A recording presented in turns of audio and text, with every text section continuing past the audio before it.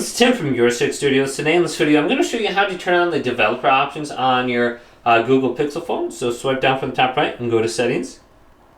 Scroll on down and we're looking for where it says about phone. So here's about phone right here under system. Scroll on down to the bottom of this page and go to build number. And tap this like 5 times. It says I am a developer now. We should be able to back out now. And developer options should be listed on. So if you don't see it under like the main menu, we can just go to search settings and type in developer options now.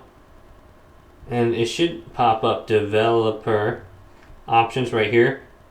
And we can see developer options are turned on.